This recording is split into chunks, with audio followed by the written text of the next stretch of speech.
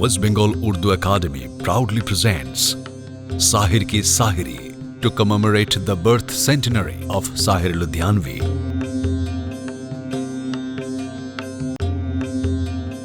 हमारा जो गुफ्तगू का प्रोग्राम है और जिसका मौजू अदब और सिनेमा के हवाले से साहिर लुधियानवी की गिरा कदर खिदमात का जायज़ा लेना है, उसमें शिरकत के लिए बड़े अहम मेहमान तशरीफ़ लाए हैं।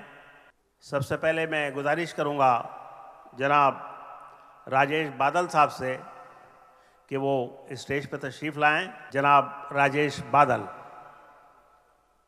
डॉक्टर हईज भल्ला,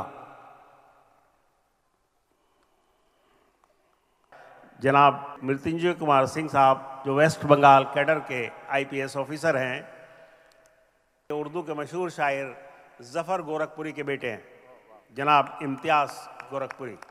अब मैं गुजारिश करूंगा जनाब सलमान आबिद साहब से जो हैदराबाद से तशरीफ़ लाए हैं, और मैं मासूम मुरादाबादी एक उर्दू सहाफ़त का, उर्दू जर्नलिज़्म का एक बहुत छोटा सा तालिब इल्म हूँ, आपके सामने हाजिर हूँ। शुक्रिया।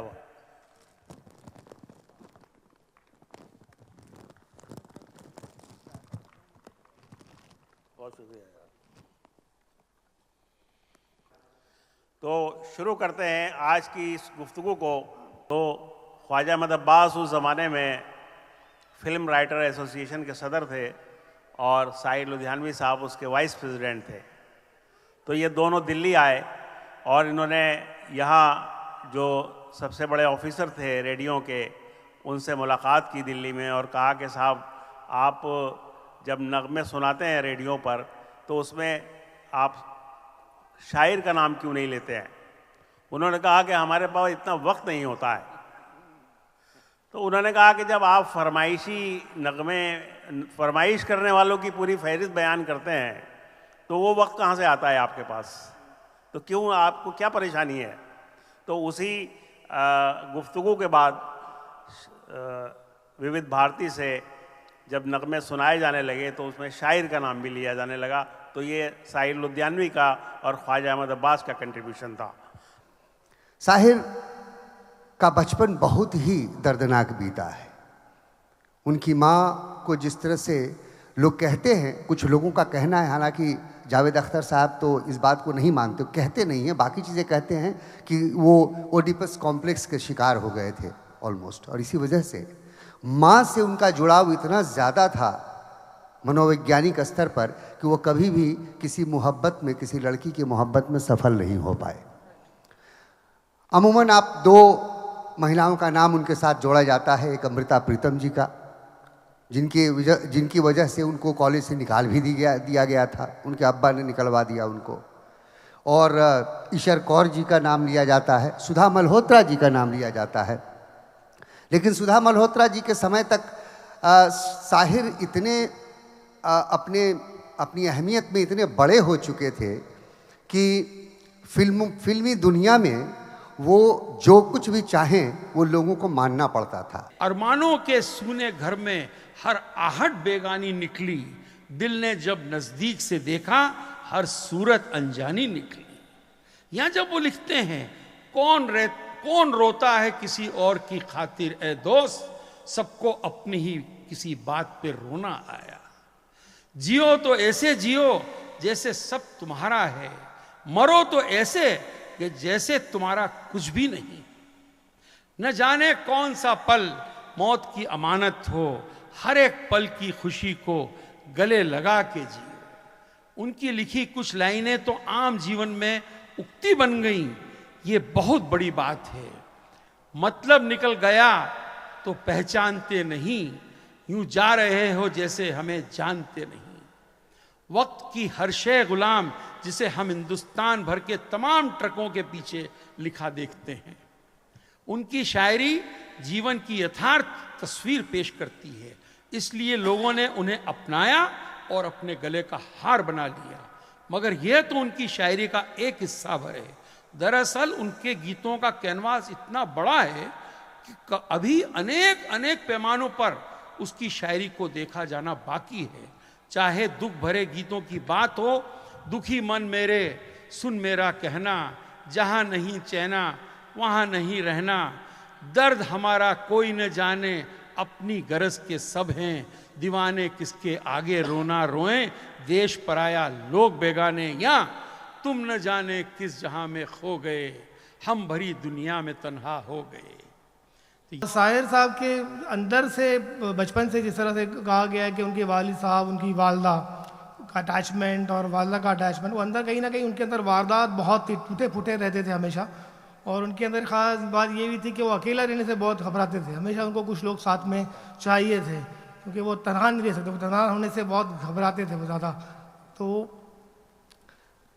जब वो बम्बई में उनको काफ़ी मकबूलियत मिली एज ए शायर, फिर बाद में फिल्मों में भी मकबूलियत उनको मिली, लेकिन उन्होंने इन चीज़ों को कभी वो नहीं किया कि मैं बहुत बड़ा फिल्मी शायर हो गया हूँ तो अपने दोस्त अहबाब जो अदब के शायर हैं, जो तरक्की पसंद के साथ उनके साथ थे, उनके साथ कोई नाइंसाफ़ी हो। तो जब वो मुशायरे में आते थे तो उसी तरह से सादा बनकर आते थे जिस तरह से आम शायर आते थे, पीछे की सफ़ में बैठना, आखिर में बैठना, फिर अपनी बारी का इंतज़ार करना और दोस्तों से उसी तरह से मिलना जिस तरह से वो मिलते थे। जहाँ लेकिन वो फिल्म की बात आती थी तो उसी से पेश आते थे कि जहाँ मुआवजा ज़्यादा, मेरे बोल चलते हैं, तुम्हारी आवाज़ नहीं चलती है। उनके अंदाज दो अलग अलग थे, लेकिन कभी भी उन्होंने अपनी फिल्मी ज़िंदगी को अपनी अदबी शख्सियत दोस्तों के साथ कभी जाहिर होने नहीं दिया कि मैं बहुत मकबूल शायर हूँ। ये उनके अंदर ख़ास बात मैंने। आज भी नौजवान नस्ल में शायर इसलिए पसंदीदा है कि वो उनके जज्बात की तर्जुमानी करते थे। शायर ने जब कभी लिखा, उन्होंने उस मौजू को, उस मसले को, उस नुक्ते को उस वक्त अपनी दूरबीन निगाहों से देखा, उस मसले को, उस नुक्ते को इतना लंबा खींचा अपनी दूरबीनी से और उस नतीजे पे पहुंचकर शायर ने लिखा। यही वजह है कि आज भी शायर लुधियानवी का कलाम इतने अदवार गुज़रने के बाद भी नस्लें बदल गई हैं, तख़य्युलात बदल गए हैं, नज़रियात बदल गए हैं, ज़माने के तकाज़े बदल गए हैं, माहौल बदल गया है, लेकिन फिर भी हमको शायर की या तो वो इनकलाबी गीत हमको पसंद आता है, या तो वो जो औरत पर लिखा हुआ गीत है वो पसंद आता है, या मोहब्बत में जो लिखा है वो पसंद आता है। केवल एक किस्सा माँ का नहीं है उसकी ज़िंदगी में, उसकी ज़िंदगी में वो महेंद्र भी है, उसकी ज़िंदगी में वो ईश्वर भी है, उसकी ज़िंदगी में वो अमृता से अलगाव का तरीका भी है, और उसकी ज़िंदगी में सुधा मल्होत्रा भी है। एक फंक्शन ऐसा हुआ जिसमें शाहिर की माँ भी गई और उनके पिताजी भी गए, फजल चौधरी, फजल मोहम्मद। तो वहाँ क्या वाहवाही लूटी शाहिर साहब ने। तो उन्होंने फिर प्रस्ताव रखा कि अच्छा आप घर आ जाओ, जो यहीं रहो, लेकिन शाहिर साहब ने मना कर दिया, अब मैं कभी ना जाऊँगा। कभी नहीं गए, उनके पास एक मौका था फिर से एक वो ज़िंदगी जीने का, लेकिन उन्होंने रास्ता वो चुना जिसके ज़रिए उन्होंने अपनी शर्तों पे, अपने ढंग से, अपने अंदाज में पैसा कमाया। चौधरी फजल मोहम्मद का पैसा उनको स्वीकार नहीं था। एक और बात अभी आई थी, बस 1 मिनट में ख़त्म करता हूँ। अमृता प्रीतम उनकी ज़िंदगी की पहली मोहब्बत नहीं थी, पहली मोहब्बत थी मोहिंदर। और वो मोहिंदर, अब देखिए शाहिर की जिन मानसिक गुत्थियों की बात हम करते हैं, वो मोहिंदर कॉलेज में साथ पढ़ती थी, लोग नोटिस करते थे, देखते थे, और बात काफ़ी कॉलेज कैंपस में चर्चा का विषय बन गई।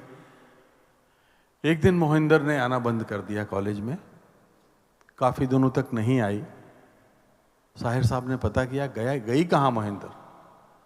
पता चला उसको टीबी हो गई, और कुछ दिनों के बाद मोहिंदर वहाँ चली गई जहाँ से लौट के कोई नहीं आता।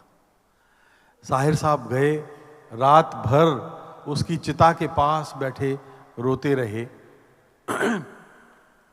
तो एक जो महिलाओं के साथ में जो उनकी संवेदनशीलता का रिश्ता हम जोड़ने की कोशिश करते हैं, कि आप देखिए कि पहली मोहब्बत जिसकी चिता सामने जल रही है और रात भर शाहिर रो रहा है। साहिर लुधियानवी पर इस प्रोग्राम को हम एक तशनीकी के साथ ख़त्म करते हैं, और साहिर के इस शेर के साथ, वो अफसाना जिसे अंजाम तक लाना न हो मुमकिन, उसे एक खूबसूरत मोड़ देकर छोड़ना अच्छा। बहुत बहुत शुक्रिया, बहुत नवाजिश, बहुत करम।